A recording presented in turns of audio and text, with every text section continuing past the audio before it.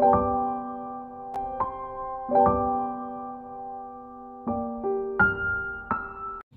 Everyone, welcome back to my channel. আমি দেবী, আর আমার এই ছোট্ট পরিবারে তোমাদের সবাইকে অনেক ওয়েলকাম আর অনেক ভালোবাসা জানিয়ে শুরু করছি আমার আজকের ভিডিওটা।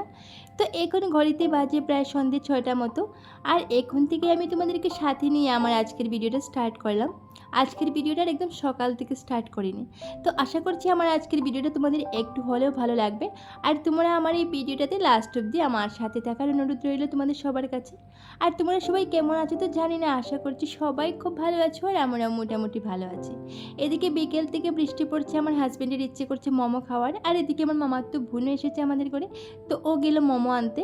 আর এদিকে আমি বলছিলাম যদি মোমো আনতে যাও আমার জন্য কিছু চাউমিন নিয়ে আসবে, বাট ভাগ্যটাই খারাপ যে দোকান দাদাটা মানে বসে আর কি চাউমিনের যার কাছ থেকে আমি খাই, ওই দাদাটা কিন্তু আজ আর বসলো না, তাই বলে আমার জন্য চাউমিন আনাও আর হলো না। এদিকে আমার হাজব্যান্ড নিয়ে এসেছে কিছু বয়েল মোমো আর কিছু fry momo, but fry momo না আমার একদমই ভালো লাগে না। এই ফ্রাই মোমোগুলো দেখতে কেমন যেন একটা পিটি পিটি মনে হয়, তাই আমার দেখতেও ভালো লাগে না আর খেতেও ভালো লাগে না। তো দেখো আমি এদিকে মোমো প্লেটের মধ্যে রেডি করছি, আর হাজব্যান্ডকে বলছি যে আমার মনে হয় ভাগ্যটাই খারাপ, আজ একটু মন চাইছিল যে একটু চাউমিন খাবো সন্ধ্যাবেলা, কিন্তু আজ আর ওই দোকানদারের দোকান খুললো না। এমনিতে তো অন্য ফাস্ট ফুডের দোকান খোলা আছে, বাট আমার সব দোকানে খেতে তেমনটা ভালো লাগে না আর কি। আমি হাজব্যান্ডকে বলে দিয়েছি যদি ওই দোকানটা খোলা থাকে তাহলে আনবে, আর না হয় আনবে না। তো আমার হাজব্যান্ড বলছে কী হলো, চাউমিন খাবে না তো আমাদের সাথে একটু মোমো খাবে আর কি। কিন্তু জানো তো মোমো খেতে আমার একদমই মানে মন চাইছিল না। তারপর হাজব্যান্ডের কথা মতো 2-3টে নিলাম আর কি। এই যে যেটা প্লেটের মধ্যে দেখতে পাচ্ছ শুধু একটা ফ্রাই মোমো আর 2-3টে মতো ভয়েল মোমো, এটাই আমি খাবো। তো জানি না সব খাবো কি না, আমার এমনিতে ভালো লাগছিল না আজ মোমো খেতে। এমনিতে খাই ঠিক আছে, বাট আজ একদমই মন চাইছিল না, আজ ইচ্ছে করছিল আমার চাউমিনই খাওয়ার। আর এদিকে আমার বোনও কিন্তু ওই ফ্রাই মোমোটা একদমই ভালোবাসে না, বলছে দিদি আমাকে মাত্র একটা দেবে। তো ওকে একটা ফ্রাই মোমো দিলাম, আমি একটা ফ্রাই মোমো নিলাম, আর আমার হাজব্যান্ডকে সব দিয়ে দিলাম। ও কিন্তু ভীষণ ভালোবাসে ফ্রাই মোমো খেতে। আর এদিকে যেটা চিকেন স্যুপ যেটা আছে ওটা 2টো কাপের মধ্যে নিয়ে নিলাম। বোনকে বললাম, ও বলছে খাবে না, ওর কেমন যেন একটা লাগে চিকেন স্যুপ খেতে। তো 2টো কাপের মধ্যে নিলাম। একটা কাপের মধ্যে একটু কম আছে, সেটা আমি খাবো, আর বাকিটা হাজব্যান্ড খাবে আর কি। আমারও মানে তেমনটা ভালো লাগে না, মোটামুটি ভালো লাগে আর কি, তো খাবো। এদিকে আমরা মোমো খাওয়া শেষ করে বসে গেলাম একটা আম কেটে, মানে এই আমটা আমার হাজব্যান্ড বাজার থেকে নিয়ে এসেছিলো, বলেছে এটা নাকি খুব মিষ্টি। আর জানো তো যেরকম মিষ্টি বলেছে তার ঠিক উল্টোটা আছে, মানে এত টক কি বলবো, নুন মেখে তারপর খেতে হয়েছে এই পাকা আমটা। এই যে মালদার একটা মানে কি একটা আম থাকে না একদম টক যেটা থাকে, ওটাই নিয়ে এসেছিলো। তো তারপর বোন আর খেলো না, আমি এবং আমার হাজব্যান্ড দুজনে ওই আমটা খেলাম আর কি। আর আজ তো বিকেল থেকে আমাদের এখানে খুব বৃষ্টি পড়ছিল, তো এদিকে আমার হাজব্যান্ডের বায়না আজ নাকি রাতে খিচুড়ি খাবে। তো ওর কথা মতো আমিও সব রেডি করে নিলাম আর কি। এখানে দেখো একটা প্লেটের মধ্যে কিছু মিষ্টি লাউ কেটে রেখেছি, কাঁচা লঙ্কা চিড়ে রেখেছি, কিছু আদা কুচি, শুকনো লঙ্কা, তেজপাতা সব রেডি করে রেখেছি আর কি। আর তারপর এখানে তোমাদেরকে একটু ভিডিও করে দেখালাম আমার হাজব্যান্ড এখানে তবলা প্র্যাকটিস করছে, আর বোন ওর স্কুলে এক্সাম আছে আর কি, তাই স্টুডেন্টের জন্য কোয়েকশন পেপার রেডি করছে। আর এদিকে আমি ডাল সিদ্ধ বসিয়ে রেখে এসেছিলাম, আর এখন এসে দেখলাম যে ডাল তো পুরোটাই সিদ্ধ হয়ে গেছে। তো ডাল যেহেতু সিদ্ধ হয়ে গেছে আর বেশিক্ষণ লাগবে না, খিচুড়ি কিছুক্ষণের মধ্যেই হয়ে যাবে।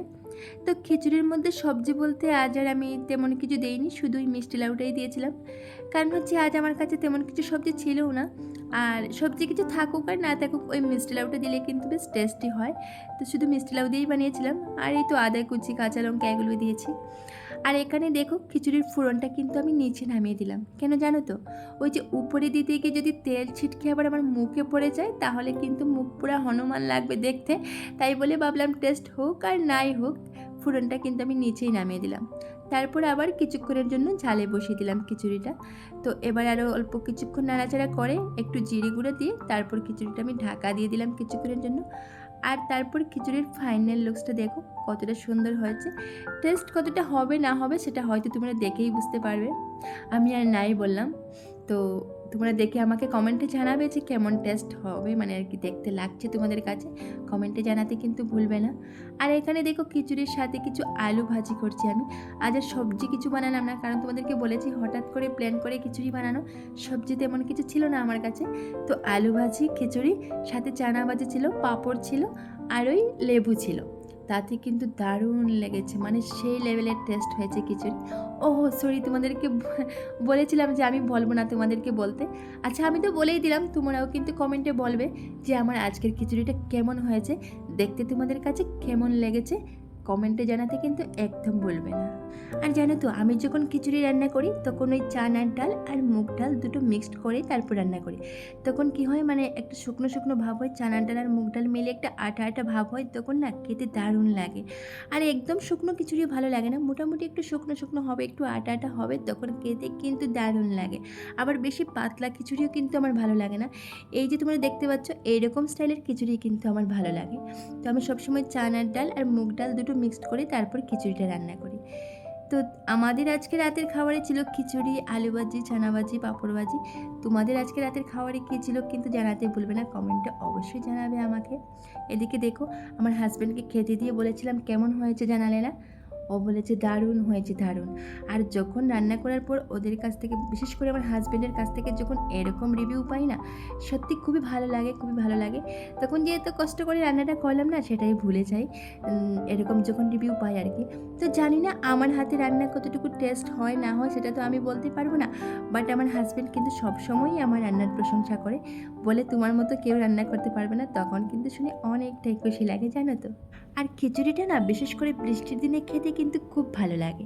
তবে আমার ব্যাপারটা একটু অন্যরকম, কারণ হচ্ছে আমি কিন্তু খিচুড়িটা সবসময় খেতে ভালোবাসি, সেটা বৃষ্টির দিনে হোক, রৌদ্রের দিন হোক, ঠান্ডা দিন হোক কিংবা গরম দিন হোক, আমি কিন্তু সবসময় খিচুড়ি খেতে ভালোবাসি। তবে সবসময় তো আর খিচুড়ি রান্না করা যায় না, আর সবসময় তো সবাই খাবে না। আমার জন্য তো আর আমি একা একজনের জন্য তো আর সবসময় খিচুড়ি রান্না করতে পারবো না। তাই বলে আর কি হঠাৎ হঠাৎ রান্না করা হয়, বিশেষ করে ওই বৃষ্টির দিনে। তবে আমি কিন্তু খিচুড়ি সব সময় খেতে ভালোবাসি, আমার খুবই ভালো লাগে খিচুড়ি খেতে। তো দেখো, আজ কিন্তু আমাদের খিচুড়ির সাথে ডালনা ছিল না। এদিকে আমার হাজব্যান্ড বলছে যদি ডালনা হতো তাহলে কিন্তু আরও ভালো লাগতো। তবে ডালনা ছিল না, আলু ভাজাতেও কিন্তু অনেকটাই টেস্ট হয়েছে। তারপর খাওয়া দাওয়া শেষ করে রাতে ঘুমিয়ে গেলাম, ভিডিওটা শেষ করতে একদমই ভুলে গেলাম। তো পরের দিন সকালবেলা ব্রেকফাস্ট করতে করতে ভিডিওটা আমি এন্ড করছিলাম আর কি।